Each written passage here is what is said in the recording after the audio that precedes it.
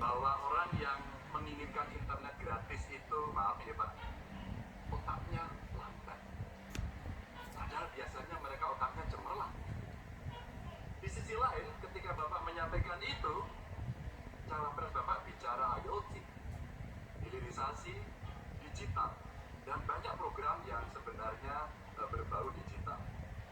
Padahal Pak, dengan internet gratis dan coverage-nya bagus, ini bisa mengatasi kesenjangan. Data pendidikan, kesehatan, kemiskinan, hampir semuanya ada. Nah, ini dari BPS juga sudah menyampaikan Pak, bahwa kondisi ketimpangan digital ini sangat tinggi di tempat kita. Pertanyaan saya kepada Pak Prabowo, setuju tidak Bapak untuk memperbaiki ketimpangan digital ini dan bagaimana caranya? Waktunya habis Bapak.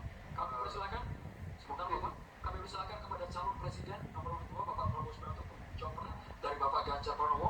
Durasinya 2 menit. Mungkin tidak lengkap yang Bapak dengar ucapan saya. Yang saya katakan adalah yang mana yang lebih penting, internet gratis atau makan gratis untuk orang yang sedang susah, untuk orang miskin, untuk orang kalangan bawah. Itu yang saya maksud. Kalau internet gratis, ya saya setuju, tapi jangan internet gratis lebih dipentingkan daripada makan gratis. Makan ini mutlak untuk rakyat kita. Mereka harus makan, anak-anak harus makan, orang miskin harus makan. Itu maksud saya. Kalau internet gratis bagus untuk ketimpangan digital dan sebagainya. Saya sependapat, mungkin ada yang lapor ke Bapak kurang lengkap. Saya kira itu mungkin ya. Tapi saya tidak bermaksud bahwa internet gratis itu tidak penting. Tidak. Kalau dibandingkan dengan makan gratis bagi saya strategik mengatasi banyak masalah. Saya kira itu jawaban saya. Terima kasih. Masih ada waktu Bapak? Saya kira saya sudah jawab. Selanjutnya kami persilakan. Mohon tenang hadirin sekalian, kami persilakan kepada calon presiden nomor 3 Bapak Ganjar Pranowo untuk menanggapi. Inilah hebatnya kalau coverage internetnya bagus Pak. Jejak digital tidak akan pernah hilang Pak Prabowo. Maka statement Bapak yang hari ini mencoba mengklarifikasi rasa-rasanya di publik sudah lewat Pak. Karena pertanyaan Bapak itu sangat clear dan membandingkan itu. Maka kalau kita berbicara bahwa orang yang pilih internet gratis otaknya maaf lambat, saya kira statement itu sangat sadis. Dan tentu saja apa yang mesti kita lakukan Pak, ada kurang lebih 12.000 desa yang masih blank spot. Padahal kita ingin mendigitalisasi banyak hal untuk memberi. Kopi ingin minum kopi racikan barista baru, Barista Special Blend by Top Coffee. Paduan kopinya lebih strong. Barista Special Blend by Top Coffee. Itu nikmati, enak, no debat. Buktiin sih.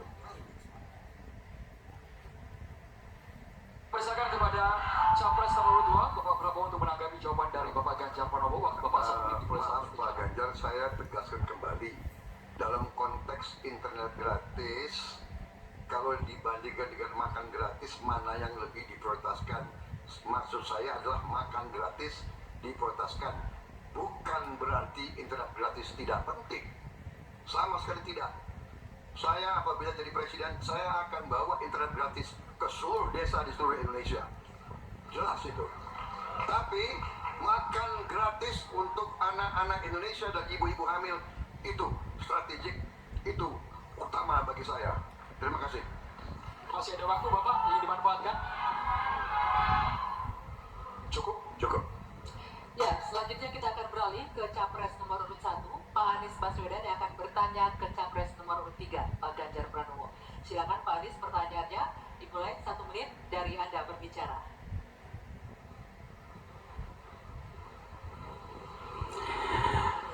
Pak Ganjar, ini pertanyaan saya terkait UKT yang mahal itu. Kampus memang seharusnya merdeka dan memerdekakan. Dan kampus merdeka itu baik, tapi bukan berarti merdeka untuk menaikkan ongkos. Bukan berarti menggunakan segala cara untuk bisa mendapatkan dana dari mahasiswanya. Nah, belakangan kita mendengar fenomena ini. Bahkan ada yang kesulitan membayar UKT sampai harus malah dianjurkan untuk menyelesaikan lewat pinjol. Nah, bagaimana pendapat dan pandangan Pak Ganjar melihat problem pendidikan tinggi di Indonesia ini? Nah, silakan Pak Ganjar. Ya, silakan waktunya 2 menit Pak Ganjar untuk menjawab. Terima kasih Pak Anies. Yang pertama, hentikan liberalisasi pendidikan. Hentikan hari ini. Berikanlah kepada para mahasiswa kita proporsi yang benar. Kenapa Ganjar Mahfud punya program satu keluarga miskin, satu sarjana, agar mereka tidak direpotkan pada persoalan ini. Dan Pak Anies tadi betul, ikhtiar para mahasiswa hari ini agar dia tetap bisa sekolah adalah ngutang. Dan pinjol ternyata menjadi problem, dan saya sepakat kami diskusi beberapa waktu lalu dengan para mahasiswa di Jogja, ini menjadi cerita utama. Pak Ganjar, apa kemudian yang bisa kita dapatkan ketika kemudian kita harus memacu diri agar nasib kami jauh lebih baik?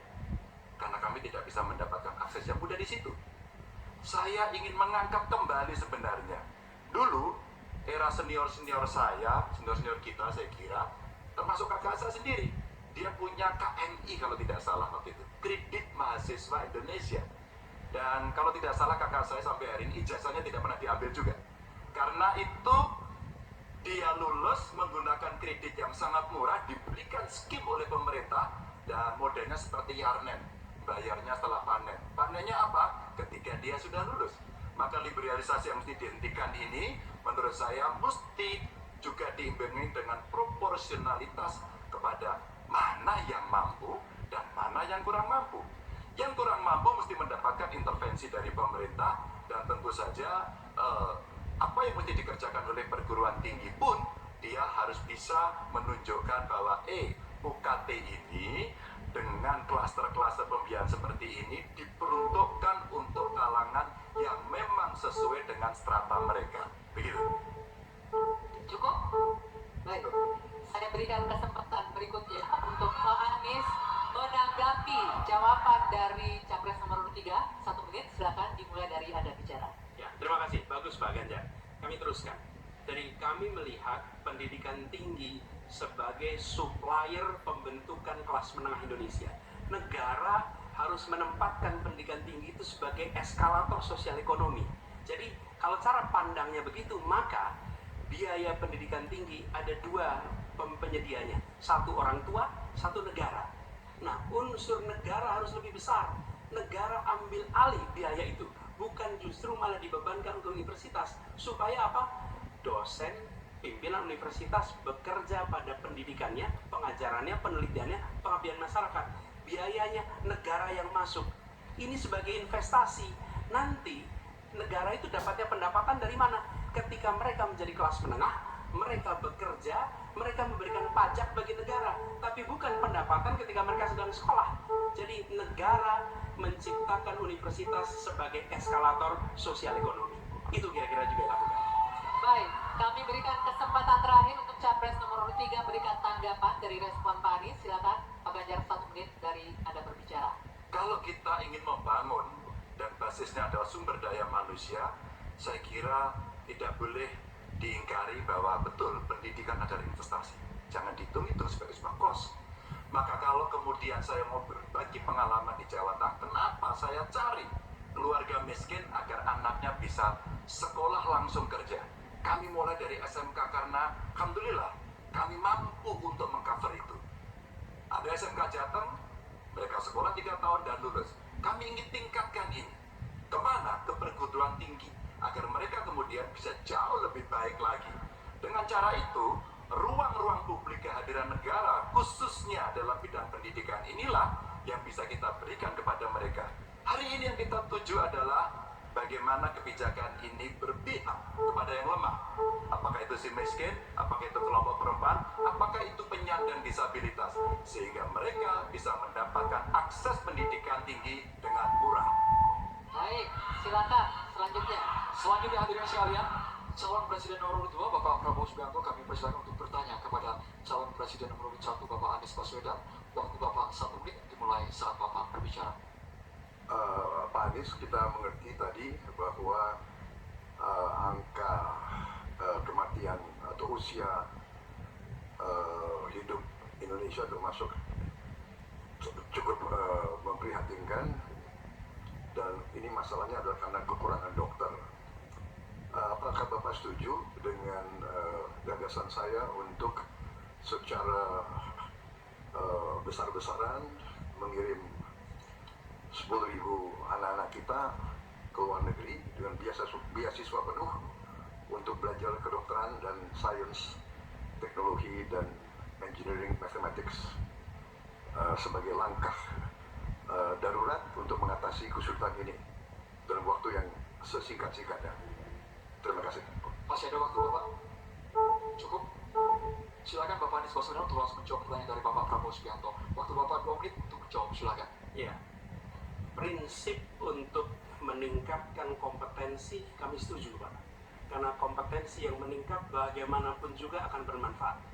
Nah, isunya adalah kita harus melihat apa yang menjadi urgen hari ini. Dan di situ harus berbicara dengan siapa? Berbicara dengan stakeholder. Negara punya kewenangan, tapi sekali lagi pengetahuan dan situasi di lapangan kita harus berbicara dengan stakeholder. Siapa itu? Asosiasi profesi, kemudian Kementerian Kesehatan, dinas di daerah, kemudian para aktivis, para pengamat, para pakar.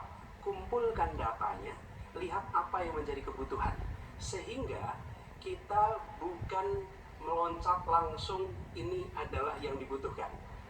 Kenapa? Karena seringkali yang kita anggap sebagai kebutuhan belum tentu di lapangan itu menjadi kebutuhan. Tapi prinsip pengembangan kompetensinya setuju, Pak. Dan bila memang diharuskan untuk belajar ke luar negeri, maka go ahead. Tapi bila dibalik, profesor yang dibawa ke sini, institusinya dibawa ke sini juga tidak masalah. Karena dengan begitu proses belajar itu akan terjadi. Jadi kami melihat pengembangan kompetensi itu baik, tapinya memastikan sesuai dengan data yang ada, supaya apa yang kita investasikan bisa menjawab kebutuhan. Jadi ada unsur pentingnya, ada unsur urgensinya. Kita kerjakan mana? Yang dapat dua-duanya, yang urgen dan yang penting, supaya hasilnya bisa langsung kita manfaatkan untuk Indonesia. Begitu jawabannya kira-kira, Bapak. Masih ada waktu Bapak? Cukup? Ini dimanfaatkan? Kami persilakan kepada Bapak Prabowo untuk langsung menanggapi jawaban dari Bapak Anies Baswedan. Waktu Bapak 1 menit. Baik, saya kira Pak Anies, Barista Special Blend by Top Coffee diteguk nikmat enak kalau kita mungkin sih. di Atambua ada satu rumah sakit yang seharusnya ada 16 dokter, dokternya hanya 1 orang. Jadi dia kewalahan, dia harus melayani 3 kabupaten. Jadi bagaimanapun pemerintah saya kira harus ambil tindakan-tindakan yang cukup darurat. Dan untuk itu menurut kami ya, kita harus ambil langkah-langkah berani, mengirim sebanyak mungkin. Tapi saya setuju juga mengundang profesor-profesor untuk mengajar di kita. Jadi saya usulkan bahwa dari 92 fakultas kedokteran kita tingkatkan menjadi 300 fakultas kedokteran. Jadi saya kira usul Pak Anies baik juga mengundang profesor di Indonesia. Terima kasih. Terima kasih, waktunya habis. Kami persilakan Bapak Anies Baswedan untuk menanggapi jawaban dari Bapak Prabowo. Waktu Bapak 1 menit. Baik, terima kasih. Jadi, tapi ini juga Pak Prabowo yang saya hormati, kita banyak memberikan perhatian pada aspek kuratifnya. Itu memang betul, harus dikerjakan. Tapi jangan lupa aspek preventifnya. Dan ketika bicara aspek kuratif ada 2. Satu adalah soft infrastructure, tadi tenaga medisnya. Yang kedua, hard infrastructure-nya. Apa itu? Misalnya nih, 15 dari 38 provinsi belum memiliki rumah sakit kelas A. Ini harus dibangun. Kemudian 171 kecamatan di 8 provinsi ini belum memiliki puskesmas. Jadi kita harus memikirkan dua-duanya, Pak. Soft infrastructure, manusianya, hard infrastructure, dan jangan lupa itu semua adalah efek dari pola hidup yang tidak, salah satunya efek pola hidup yang tidak sehat. Tidak, karena itulah promotif preventif itu penting, sehingga kita tidak hanya mengobati tapi juga mencegah. Demikian. Baik, terima kasih Bapak. Baik, berakhir sudah sesi tanya jawab antar calon presiden. Kita masih akan lanjutkan lagi, tapi silakan beri tepuk tangan yang meriah dulu untuk sesi tanya jawab 3 calon presiden ini. Oke?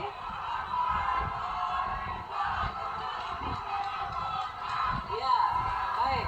Bapak Ibu dan juga hadirin, sudah ada 3 fase yang kita lewati, mulai dari menyampaikan visi misi dan program kerja, kemudian menjawab pertanyaan dari panelis dan berinteraksi satu sama lain. Masih ada 1 sesi lagi, kita akan mendengarkan bersama pernyataan penutup Ya, dari tapi masing-masing calon itu presiden